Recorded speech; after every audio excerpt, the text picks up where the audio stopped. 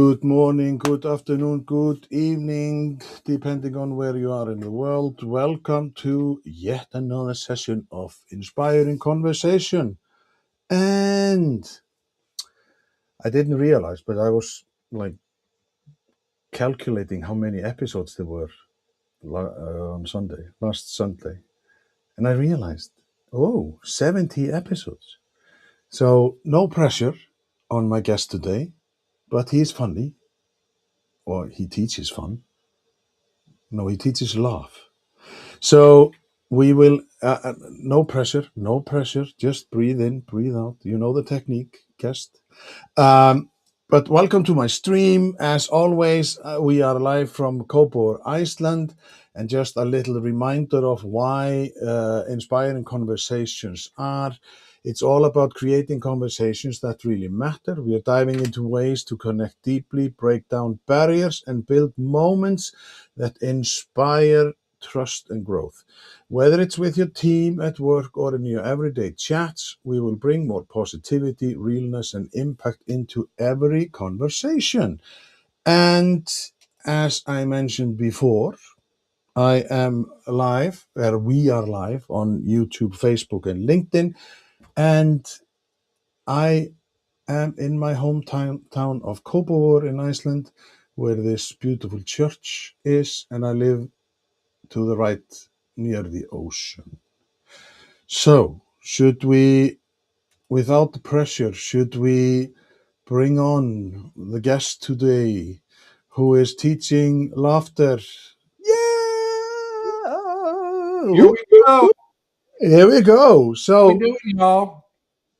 how much of a coincidence is this, Kevin, that you, as a laugh guy, can we say that you're a laugh guy? If I'm the happiness guy, are you the laugh guy?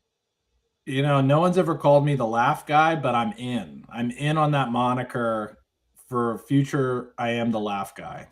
So if you get some money out of it, do I get percentage? I know exactly where to send my checks. Yes, I have given you a lot of information. But welcome and thank you. I don't know, it is just a fluke that you are here, and this is the 70th episode, and so no pressure. I don't want to celebrate it because my guests are the real stars. The guests who give me an hour or 50 hour and 15 minutes of their life just to talk and tell me about stuff. So welcome and thank you for reaching out and wanting to be on the show. So we have to dive into Kevin Hubschmann. So before we went on live, we were talking about New York and the life in New York and stuff, and you were reading a book about some guy, a book that was 60 hours, was it? 60 hours long, and I'm 9 hours in, and I don't know if I'm going to make it. Yes, thank you. So you have to, you can walk the Appalachia Trail, then you have plenty of time. But I'll have to probably walk it twice. Yeah. But what is your heritage? Like Hubschmann, is that from Germany or Netherlands? It's it's a German name. There's usually an umlaut over the U there. Hubschmann, yes. Hubschmann is the original pronunciation. It means, as you already probably noticed from looking at my face, it means pretty man. And my sisters would be Hipshmanova. But my family is from Czechoslovakia or Czech Republic, or now Czech. Okay. My dad is, but I got German heritage. His mom was German, dad was Czech. My dad came over to America in 1967, escaped communist Czechoslovakia, fled Czechoslovakia, came to the U.S., met my mom, who has Irish background. Her family came over to the States in early 20th century. A lot of Irish. So her grandparents came on the boat. So Yeah, got a whole mix. So is your mother a New Yorker, or like is that like Yeah, she's a New Yorker. She was born and raised in the Bronx, which is a borough in New York, and now I live here in Brooklyn. But we grew up in Jersey. it's funny how when you because of the world situation, how when people in New York, they are like a witchcraft. It's just like, yeah, we have the Irish, then we take like let's put a little bit of Italian here, and then we take the Czech. And The melting pot. yes, so it's just unbelievable how maybe that's why people tell me that I have never been to New York, but people tell me that it's an awesome city. You have to visit it like again and again and again because there are so much stuff to see and so much life Oh and yeah, and let's talk about the comedy. Isn't it like I was watching Kevin Hart's series on where he was looking for the next yeah, yeah. funny That was an ass. awesome series. We Yeah. a lot of the comics that were featured in that, even what the ones that made it to the finals, have been featured, and I've worked with them before. I've performed with them before. Um, Usama Siddiqui was someone who made it to the finals. He's done corporate shows with us and also been on our afterwork show. Caitlin Palufo, super funny, and I'm really happy for them. They finally, or they got a lot of publicity as they should. They're absolute killers, and long time coming, and they deserve all the success coming their way. They're super funny, and that's what's so cool about being in New York. The talent for comedy is just pound for pound. There's nowhere like it, and you even saw in that show like the people who made the finals. I think of the five people, three of them were New Yorkers, and Mhm. they were but that's because New York is it's the place where everyone goes to work out their comedy and their stand up because you can do 5 6 shows in one night because there's so much going on, so many tourists but also people that are working in Manhattan and Brooklyn, but mainly Manhattan is like the biggest scene.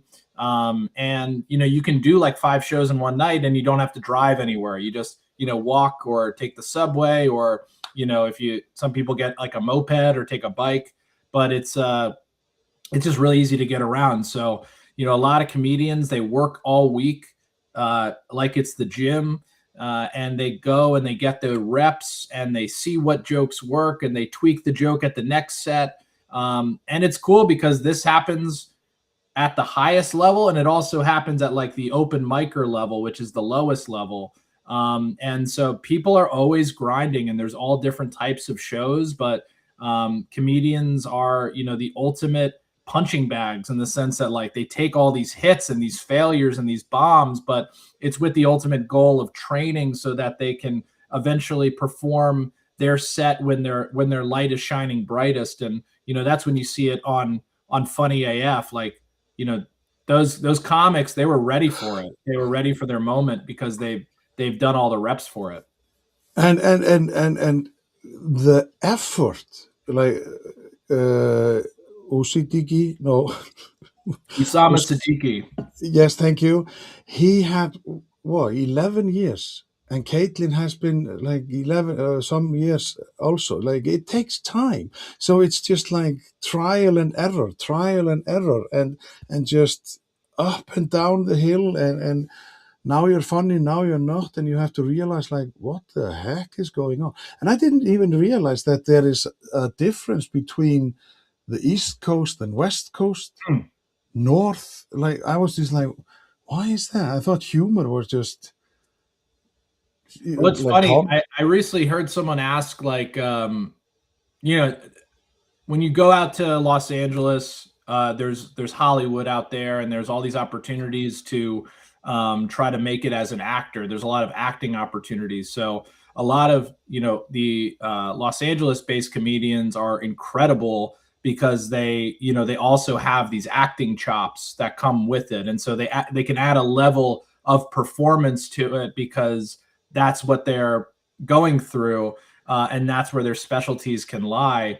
And then you see New York, and New York's like a little bit more grungy, and like, sure, there's acting, but a lot of it's like, man, we live in this like small box that is Manhattan or Brooklyn or whatever borough you're Queens, whatever it is, or you live in a small apartment, and there's a lot of things that are going wrong. And so there's a lot of things to point out. And, that's a comedian's specialty, is like make light or funny out of something that is, otherwise bringing you down. And so I think that's, where they get the reps. And then the scene in Chicago is huge, and that's a whole improv. They have great stand-up as well, but that's the birth of like improv comedy there. And also Toronto is big for improv comedy. And that's fantastic. New York's also amazing for improv, and so is LA. And then Austin has been a really big city for comedy, but it's emerged even more so in the last 5 years. A lot of comedians leaving California or New York to move to Austin and perform. And so, it's really cool. It's all these different types of places. And the way I look at it is like, those are all cities where people are working out and they're working their material, and they're kind of going to the gym all the time. And then they take it on the road to other places. And they really kind of show out for their fans for all the work that they've done during the week. And also the camaraderie between them. Oh, yeah. They were rivals, but yet not, because they were so supportive, and they just know. It is hard. And if you have a down, like you show up and you are not feeling it. Totally. I mean that's the big thing of comedy, is the green room, and there's a lot of waiting that happens before you go on. You even saw it in that first episode in Funny AF, like everyone's hanging out in the back room. That's like not totally different than like kind of what happens. Obviously, it's not 15 performers on a showcase, but people are, a lot of it's hanging out. You even go to a city when you're on the road, and you're usually just hanging out all day before you do a set. You got to fill up a lot of your time. And I even like people go on cruise ships together and perform on cruise ships. So the comedians it's been so wonderful to be in this industry, because I'm constantly inspired by the grind of the stand-up comedian, and they're always, and because they're always putting themselves out there, and they're always vulnerable as the art form in itself, but they're always trying to get a new opportunity and trying to do a new business venture, whether that's a podcast or doing new jokes. New jokes are products to them, you know what I mean? And they're like, how can I serve this product to a new audience? Can I grow my audience, or should I just work on this one audience? And is it a niche audience, or is it a broader audience? And who can I partner with? Are there other comedians that I can open for that my comedy is like? It's not too different than when people are doing partnerships with resellers, or people that are like, hey, we're going after the same audience, but we're not the same product, so let's work with each other. So it's wild when you start to break it down like that. And I really have always felt that comedians are someone that would say like they're unhireable. They're like, I can never work a real job. But in my opinion, they are actually the most hireable, because they are the ultimate entrepreneurs, because they got to feed themselves every day. And there is no W-2, they are getting every dollar they get, is towards continuing their dream. So because our topic is funny until it isn't, what comedy reveals about how we actually show up at work. So in light of understanding what it is you do, like, can you give me a little bit of background? Like, did you go through the classic route of elementary school, high school, university, or like, give me something about who you are and why you took this route that you chose? Well, I grew up in as the youngest of 6 kids, and like I mentioned, my dad came over here, and very hardworking, and so he instilled that drive in us, right? Like he came over from communist Czechoslovakia, and he risked everything to come over here, and always just really saw how hard he worked. So all of my brothers and sisters have really strong work ethics, and I think that we really can take that from our dad. And but it was also the most fun time growing up. Being the youngest of 6 kids at a dinner table, like try to say something without your brother 15 years older than you being like, that's enough out of you. You know what I mean? Like, so it was, I also had to find ways to be funny around older people or be interesting or not drag on. So it allowed me to interact with people and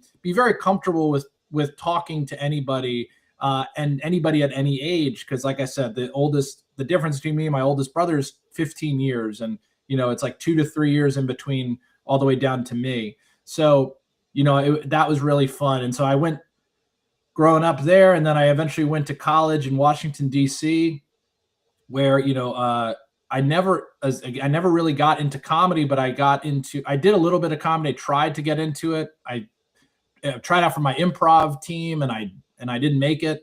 And then I was like, I don't think I'm going to do this. So then I put that off to the side, and I said, let's focus on business. And so I was in the business school at Georgetown University is where I went. They had an entrepreneurship program that I joined.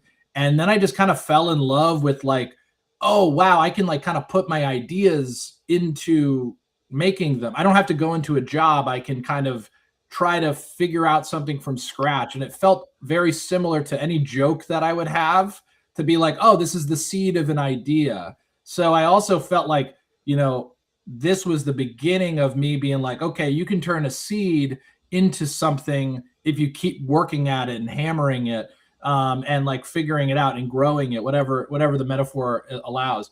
But then I went out after college. I went to live in New York. My brother lived there. He was like, hey, just live on my couch and figure it out. Don't go and move back home. Live on my couch and we'll do that. So I lived on his couch. For the first year and a half, I went and worked at this company that my friend recommended for free, because it was just a startup, and he was like, just try this out, work here. And I worked there, and I worked at a restaurant as well. So I was just kind of in this grinding New York moment of being like, let me feel it out in New York. Let me live in New York, and let me be on my own. And, so I did that. And while I was doing that, trying to figure out my place, I started doing improv comedy. My brother, who I was living with, had previously been in the improv scene in New York, which is, a big deal. A lot of people that he performed with, like, went on to be in like The Office, or like really big programs or commercials, whatever it might be. And so he was like, let me get a private instructor. And me, my brother, my other brother, and my best friend, we started a group called the Brothers in Flaws. And we did improv comedy for 3 hours every week for a year. And it was the most fun ever. We laughed all the time. It was just like the greatest thing to do after work. But what I didn't realize was that the next day I was like elevating myself at work. I was listening better. I was being more succinct with what I was saying. I was not interrupting people.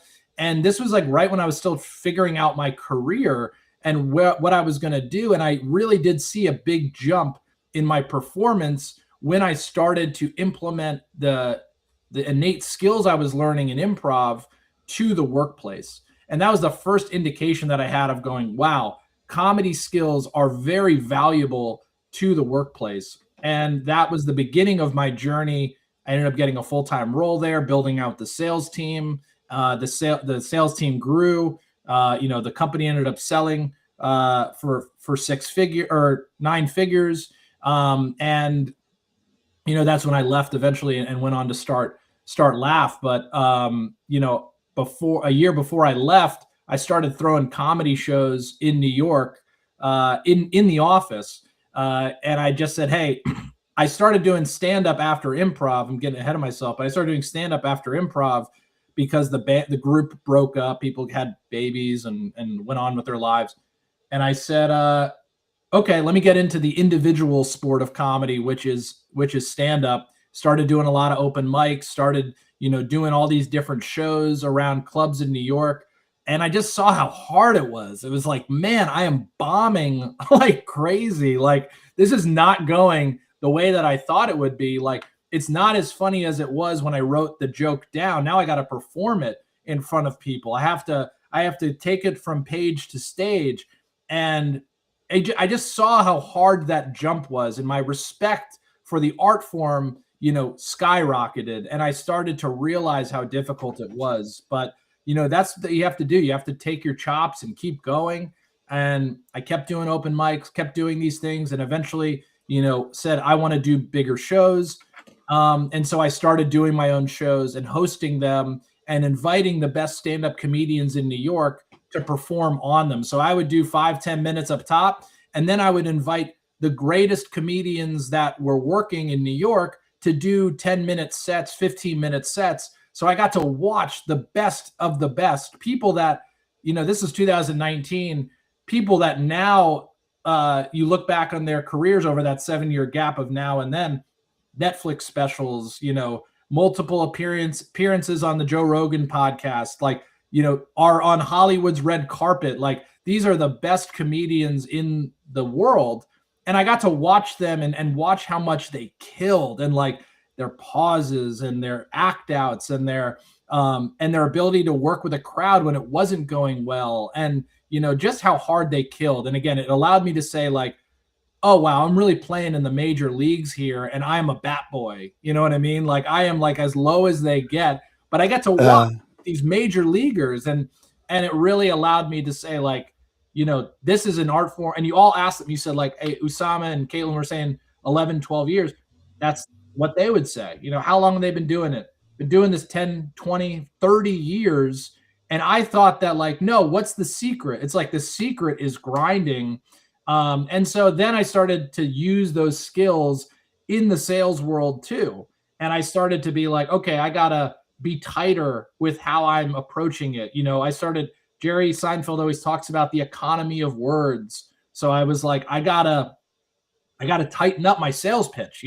I started looking at because I would record my sets in stand up and I would take out all the filler words. I should do that with my sales call notes. So I got to take all these filler words out. And how can I allow my talk time to reduce and my listening time to increase so I have an opportunity to jump in? So that was where my improv skill set helped. So improv and stand-up were suddenly these two extra things that I had at my disposal, mixed in with my business acumen, that I now had this, business acumen, stand-up, improv, and I felt like I have everything that I need in my tool set to succeed at business and excel in this world. And now I've said, all right, I want to take that into the corporate world and I want to help people. And that's what Laugh Inc.'s all about. And so we do events for companies, whether they're hiring comedians or they're trying to hire us to do trainings. And we call it laughing and development, to help them learn these skills so that they can have the same experience that I had and level up professionally after they've taken, an improv workshop and an improv class with us. And we focus on what their team wants to improve. And it's amazing. Like, it's the best thing is everyone is like, I loved that. I needed that. I'm smiling, I'm laughing, but I know why we did it. And it wasn't some random axe throwing event that we did. It was like, this is fun and relevant. So before you continue, because I think this is the most that I have been silent since I started this podcast. You know how to speak. But I want to give kudos to your mother, that every second year she had to be pregnant. Like, And you mentioned that your father was a hard-working guy. Like, what did your mother do in between? Like, was she just like? But did she work outside the house, or was she my a mo- full? my mother's the unsung hero, and she is the glue that kept everything together. And if you ever ask my dad how he raised six kids, he said, "Your mother did it."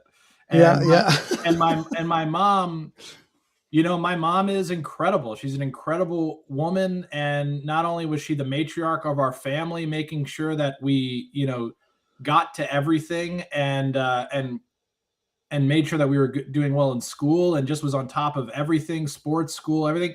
She also was in charge of running my dad's practice. My dad's a doctor, so my mom was in charge of running the practice from a business standpoint. So my dad was like honestly more of a creative. He's a surgeon, so he was excellent, one of the best surgeons in the country, absolutely elite at what he did. And my mom and him worked together to allow the business to really succeed as well. And so my mom was also like, that's also where I take, what my dad did creatively and what he's interested in, and like being an expert in things and that aspect. And then also my mom is also loves comedy. They both love comedy. I love making them laugh. But my mom also is a really, really hard worker. She still works to this day. My dad even retired, so my mom is still working, closing out their business. yeah. Um, Okay. so it's I mean, I'm so blessed to be in front of two incredibly hard workers that somehow managed to raise six kids that are all rock stars. And it's also six kids because in US, like it's just crazy to have kids. You pay a lot of money, and it's just there is no like you have to just have them. But Yeah, you just yeah, have to so have them. No truer yeah, words have ever been said. so kudos to your mother, just from Iceland. Just like I find that because my mother-in-law, she also had six, but that was over a 17 years period. Yeah, this was 15. Nuts. She is incredible. Yeah. It's uh I talk a lot about my dad because I'm a first generation American, but my mom is from the Bronx. She grew up in the Bronx, and she grew up like with that same hungry mentality. And so we all get this hunger from both of my parents. Like they came up together and they created something out of nothing. And so they built what they built together. And that's me and my wife work together, and I'm definitely inspired by how my parents worked together and made it so seamless, and successful. And and I've enjoyed every minute of working together with my wife. It's obviously really hard when you work with your spouse, the person that you live with and work with, and are married to.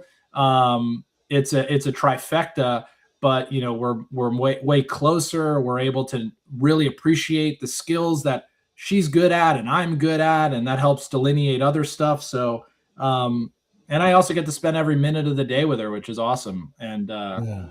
And that's what I was able to see my parents do, and they're still together and loving it. So the topic, funny until it isn't, what comedy reveals about how we actually show up at work. When is it? Because comedy, when watching Funny as AF, the series, I was thinking about how they are in a space where they can be brutally honest, like saying stuff that I wouldn't even dare to say just walking down the street because you are in these surroundings um, where people expect you to be rude, obnoxious, or whatever they say. Like, and but how is it when it comes to comedy and when you because you were talking about, when did you start your company? 2019. So you, and you have two parts, like you have the Laugh events and then Laugh Studios, and but how is it? Because we tend to go overboard or over the line, or like, because nowadays, if I say this, then some people are offended, and if I say that, then the other people are offended, and then, and I am of this generation where we didn't have all the information, we didn't have the social media, we didn't have, like, we had to read it in the newspaper the next day. And I remember when the US went into Kuwait in 1990, like, me and my wife, it was almost like we were at the cinema. Like, we had our Huh, cokes and we had popcorn, and we were just like, ooh, and because it was such a weird, and then eating the popcorn, and you were just like, are we allowed to do this? Like, they are bombarding a country, they are sure. killing people, or hopefully not. So how is it when you go and talk or teach people? How do you do it? How do you go in? What is it that you're selling? Like, what are you getting? Because sometimes some people, they are born to be sourpusses. They just Hmm. don't want to be funny. They just want to show up at work. They want to work from 9 to 5, and then they will go home, eat their dinner, and watch Jungle Fever or whatever, like all of the show. So, what is your premise for to get them to loosen up, or like when you go into companies, how do you sell yourself? Yeah, so I think the important thing too is to understand the difference between what you saw on Funny AF and then like what is appropriate to do at work, right? So like, but also the difference between and what that is the difference between stand-up comedy and improv comedy. And so the what we predominantly teach is a combination of both of these skills, but it's really rooted in improv comedy. And so in improv, you're not like, what you saw on Funny AF is like you're in a comedy club. Nobody is like recording you. You don't work with any of these people. You frankly don't know any of these people. And you actually are a character on stage. You know what I mean? A lot of people see them and they go, oh, that's Kevin. He is who I'm seeing now and talking to is the same person on stage. And that's the biggest misconception as well. That's a character that the comedian is playing. Like it might feel like they're talking about themselves, but they're embellishing or they're changing the story or they're adding a cousin that they don't have because it makes a lot more sense. Or they're saying this thing happened to me this morning when obviously they've been doing this joke for 10 years and it couldn't have happened to them this morning. So that's an important distinction to know when people look at comedy and go, that is comedy. No, that's one type of comedy, and that's comedy that is stand-up comedy, and it's in a place where it's a safe place to be funny, and and no one needs to go and do those jokes to people that didn't pay for a ticket and say, I'm here, I'm in this setting, I'm going to enjoy it, right? So that's an important distinction to know the difference.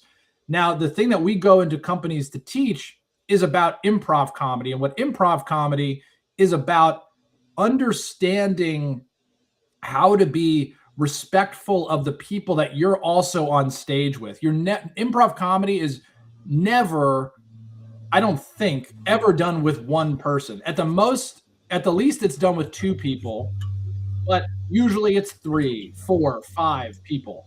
And so you have to learn how to work with the people on stage. You have to learn to listen to what they're going to say. None of it's scripted. Stand-up comedy, that's scripted work, right? Those are jokes that they've worked and honed. I told you about my journey of going every night and doing sets. You're tweaking these jokes and you're writing them out and you're making sure that there's no fluff. With improv, it's spur of the moment. It's how we act in every day, but you're doing that on stage with the goal of being, not even being funny, of being honest, because the honesty and the vulnerability lead to something being funny. So when you're doing improv comedy, your goal is not to have a big punchline. You're right. Your goal is not to go, man, they're going to love this. Let it rip. The goal is let me agree with the person that just said something with their premise. They're like, hey, I'm on the moon or whatever. And you're like, you're not going, I'm a skateboarder in like the Grand Canyon. You know what I mean? Like you're like, Yeah, no, yeah. I'm also an astronaut on the moon with you. I'm agreeing with your premise, and let's keep going. And so we're going to go back and forth, and someone's going to go and listen to what I said, and they're going to add on to it. And they're never going to use words like no, but, or. They're always going to agree. They're going to use words like yes, and that's their mentality. How do we keep pushing this forward in a way that's positive?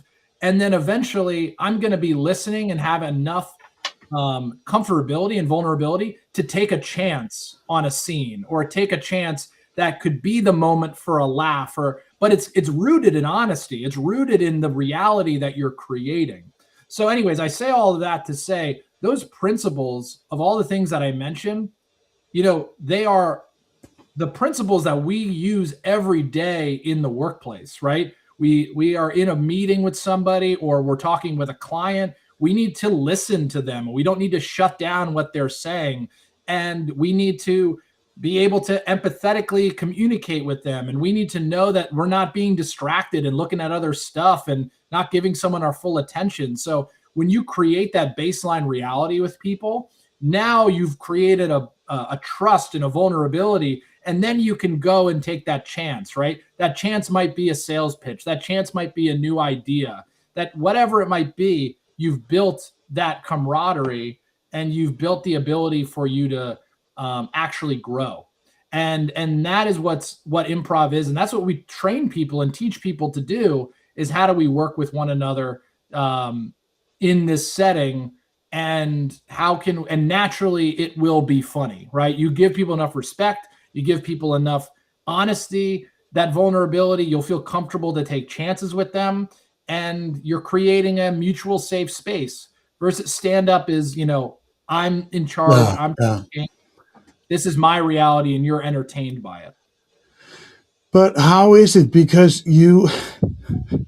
I know this. I have spoken to another guy from New York who is in the improv scene, and he was like, and then I talked to my friend here, and he, to my surprise, he had participated in a course of improv, and I was just like, why? Like, but that was in the aim of talking to people, greet people, being in you could be in the swimming pool and you could just say something, like it's just for the interaction. But how is it because like I'm 29 with 30 years of experience, but when you go in and because all the words that you said that are not allowed to say,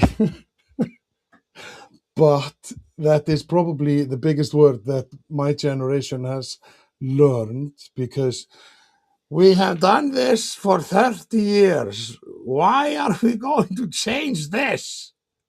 And it's just like, is it working? Mm-hmm. Can we tweak it? Can we do it? Can we move? Like, so what is like because you must have some good stories. I'm not getting you to talk about some specific, just like when you have you been in a situation where you were just okay, maybe in the early days of the company, where you just were, what the heck am I doing? Why, like, this will Yeah, never go well, and then you know, by the to be flip of a honest, coin.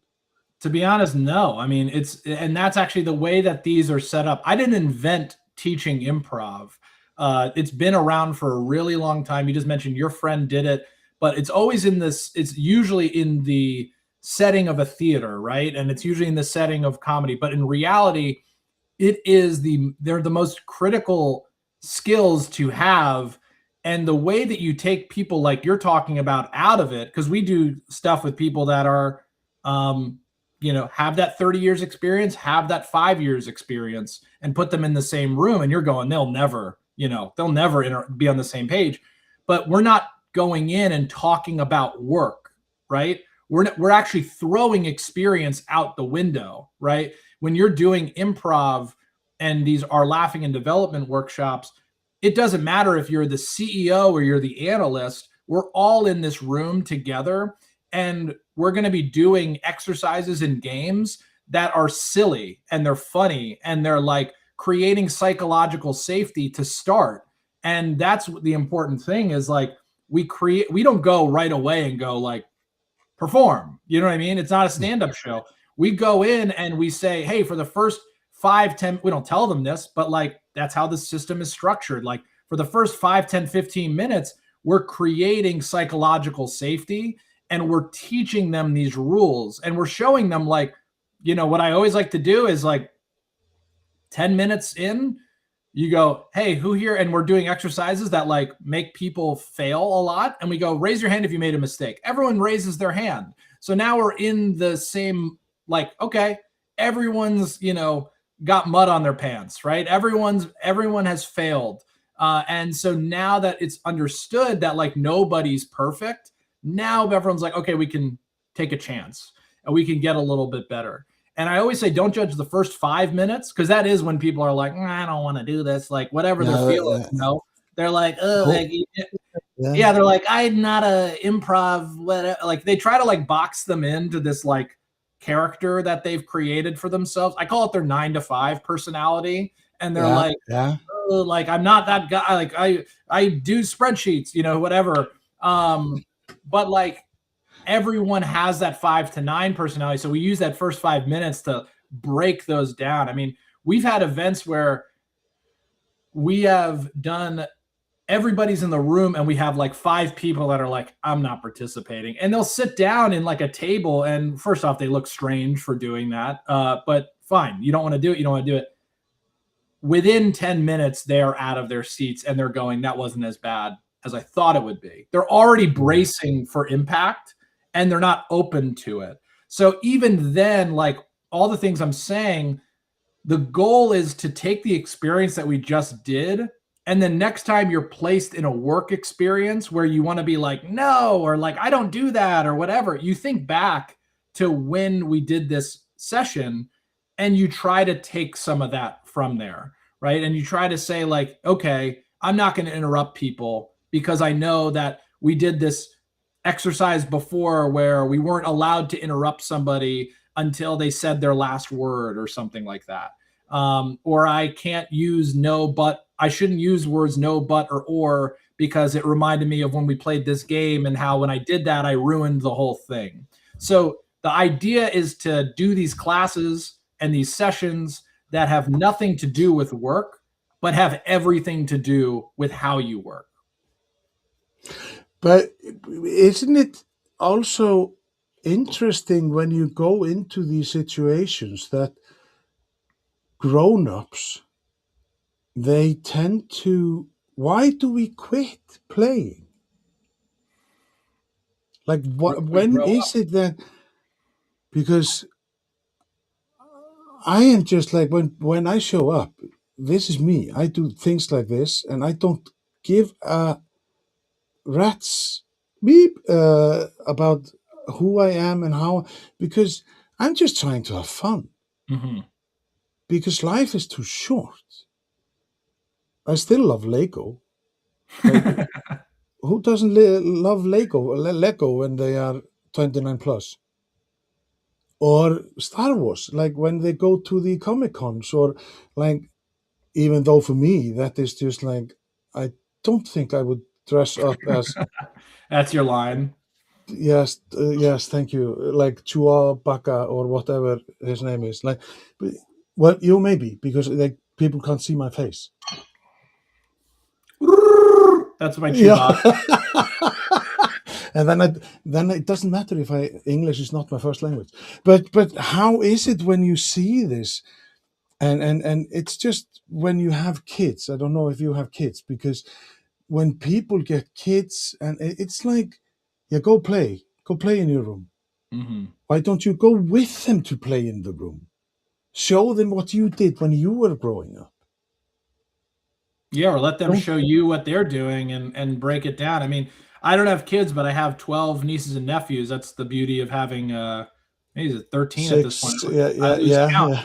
But you know, I play with them all the time and they can feel when I'm in their world, you know what I mean? Like they can feel that like, okay, this is he's not acting like a grown up as I've seen grown-ups act, like Yeah. he's, you know, our crazy uncle who's being silly. And I always find that word silly to be funny as if it's like a negative thing, but in reality, it's like meeting people on the level that they're at. And I think that there's some people that like decide that they're at the altitude that's like not to be messed with. And they really need to come down to maybe your altitude, or how do we meet in the middle there for both of us? And I think that that's really like what improv 2 is about, invaluable. It's like, okay, we need to get on the same page. I might give a little, you might give a little, but we need to get on that same page. And, you know, why do I think that people stop playing? I don't know. You know, we stopped doing recess after like a certain age. That doesn't make any sense. You know, we sit down all day and we work all day, and you know, we get an hour for lunch. You know, whatever that means. Like it's very strict, and it's like, okay, people have mortgages and people have car payments and they have kids and they have responsibilities, and it's like that stuff piles on, and it's never ending. And so, you know, I don't fault anybody for taking life very seriously, because life is very serious, but I do believe that people need to have an outlet to play more. And I think that's why I although we are starting to offer stuff for people that want to do this after work, I think it's critical for companies to offer it to their employees for two reasons. One, to know that like you can be this person in work, right? At work. It doesn't have to be on like the offsite day where we're drinking and doing this stuff and whatever. Like this is happening during your 9 to 5. This is happening during the work hours. And I think it's kind of like an immersion therapy, because they're going like, we want you to kind of act like this. This is company sponsored, and we want you to get out of your shell, because when you're out of your shell, you're thinking clearly and you're thinking creatively and innovatively. So I think that that's like really important. And two, like we spend all day at work. Like, what are we like, especially people that have families?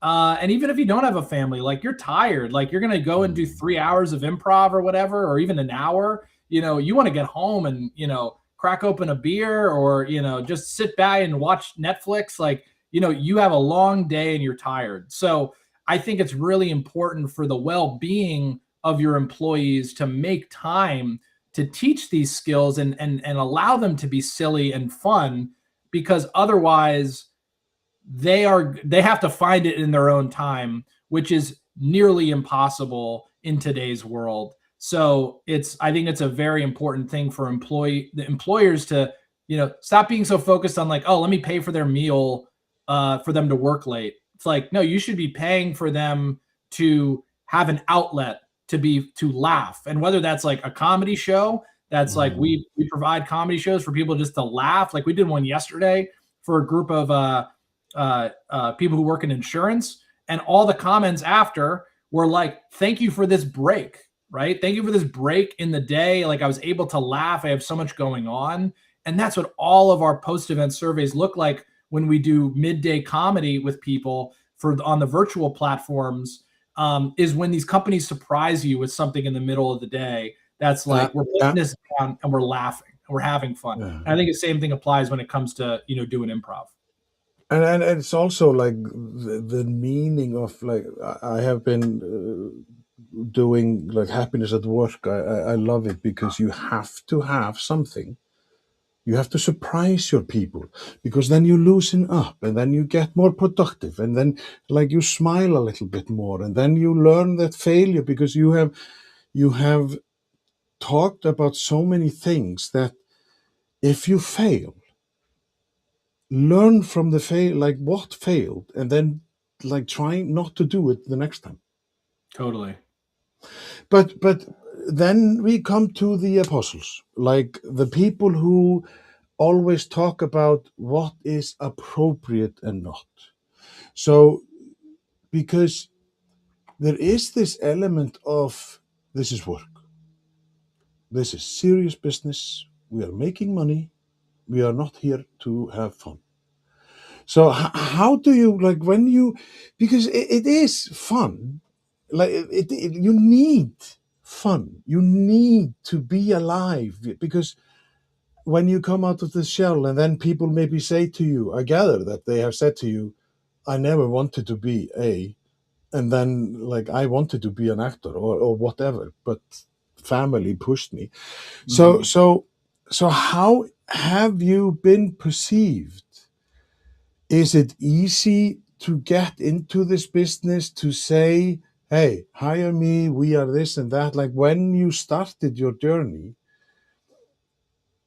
did they did you have to go knock on doors and say, well, I have this laugh dotting, don't you want to hire me because I'm funny? Or like was it by word by mouth, or how did you get there where you are today? Because it's looking at your website, which will be showing on screen now. I hope it's I took it the laugh dot events, yes, down below.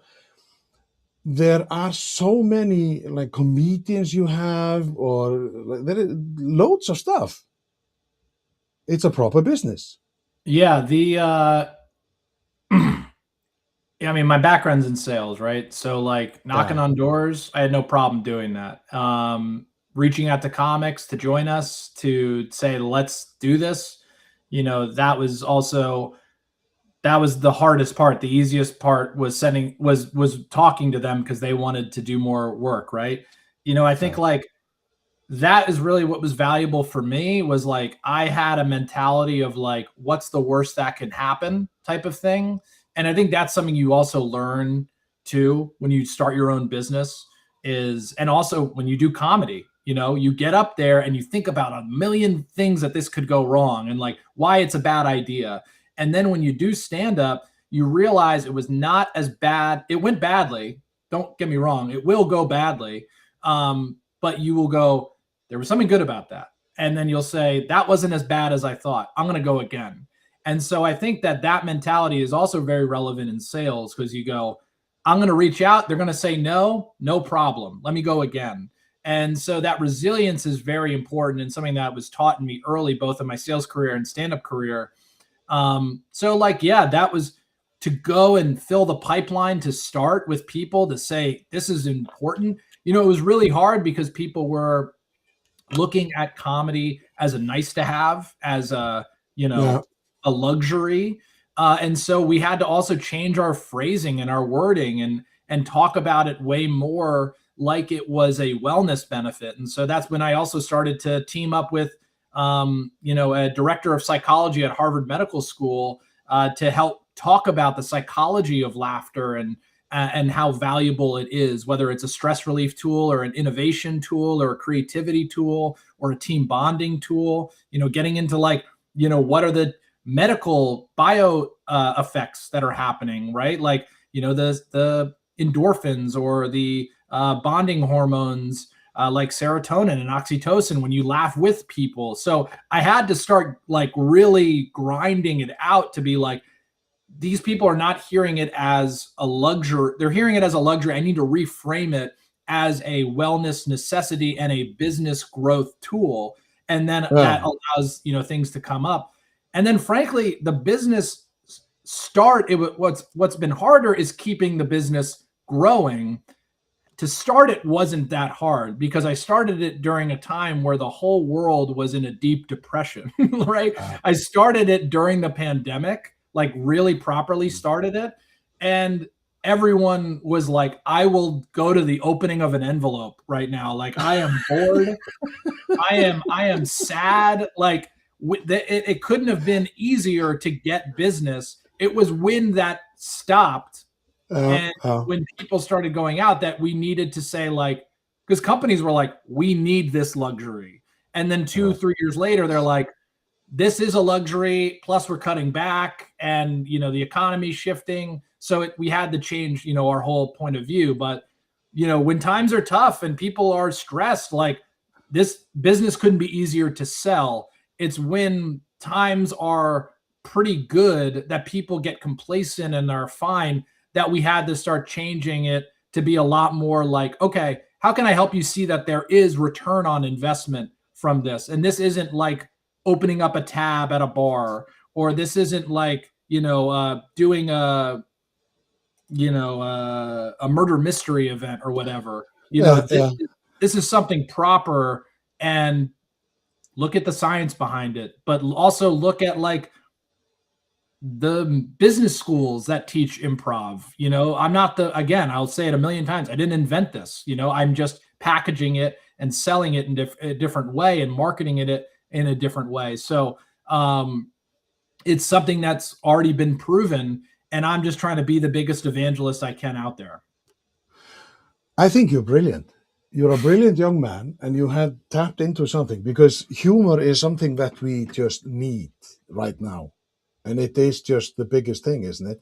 But one thing, because you say on your info, Laugh Studio, and I quote, which helps marketing teams inject humor into their brand voice to be memorable and enable trust with their customers. How the heck do you do that with insurance people? They are the most boring people that live on this planet. How can they sell insurance and say, and then you will die and your spouse will get $1 million? Yeah, I mean, that isn't our client for that. But I mean, when we do Laugh Studio, it's when we get engagements for that, I mean, a lot of it is like, hey, we need to inject more humor into our top of funnel, right? We need to we might have a boring business or a generic offering.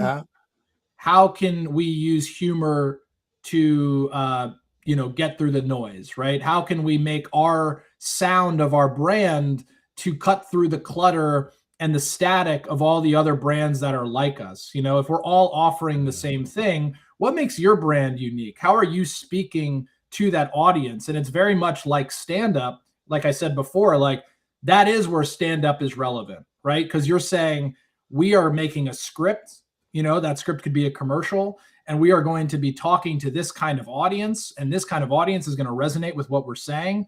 And it's actually much easier with brands because they have mountains of data about who their ICP is, and they have mountains of data on who they typically market to and who buys their products.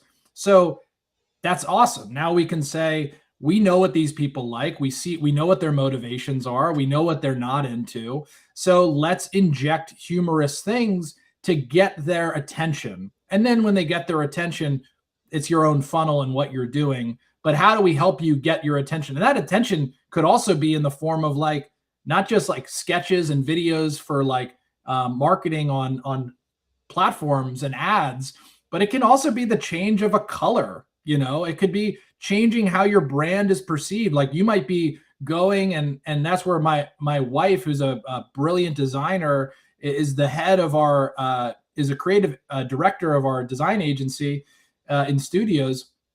She helps people understand that this tone of color that you have might not be resonating with the feeling that you want your customers to have.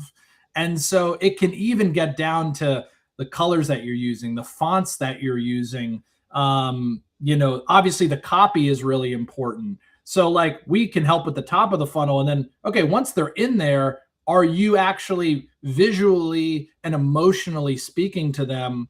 And then after that, okay, your product is good, I'm going to buy it. I mean, how many people, I don't know if this is like this in Iceland, but the funniest commercials out there are for car insurance, right? Geico, State Farm, Liberty Mutual, Progressive.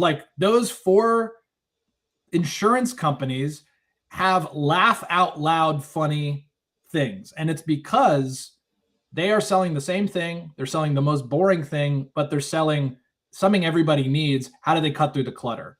And they do that with humor. And that's kind of the same approach we take.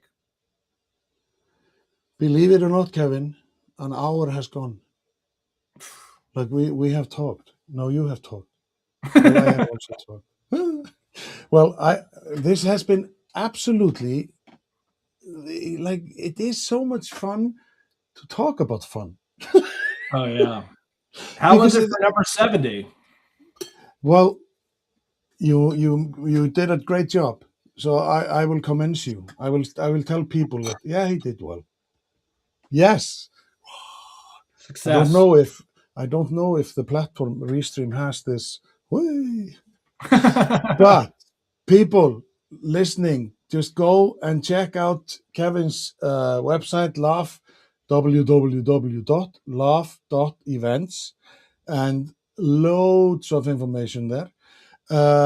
I gather that people can find you on LinkedIn and Instagram. I gather.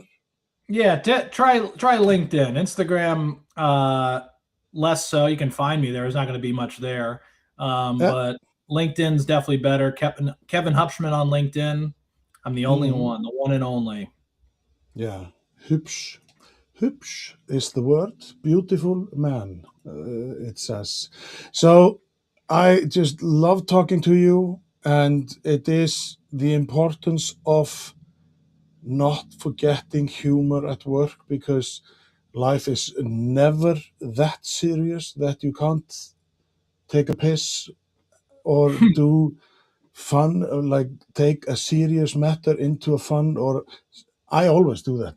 My father was an alcoholic, and sometimes, the mood was just dense, like it was heavy, and then I just said something, and whoa, a little sentence can just change everything.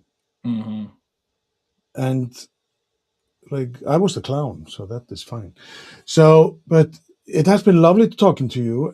But I just want to say before we go, or say, next conversation will be next week, Thursday, 21st of May, with Audley Stevenson, where we are going to talk what does it actually take to be bold inside a life that was not designed for it. Isn't it audacious? I think it's audacious we are going to talk about. And Kevin, I find you a brilliant young man.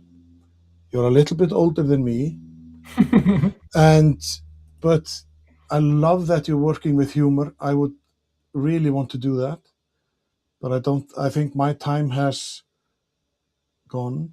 No, it hasn't. That is Oh, this thank you. exception. You are good. Oh, This is a lifelong practice. so when do I show up in New York? You say, like, We'll get you on a virtual class. oh, thank you. But as I always say, be curious, be interested, be inspired, and just loosen up, isn't it? Find the humor in the small stuffs that you do. So thank you very much, Kevin, for being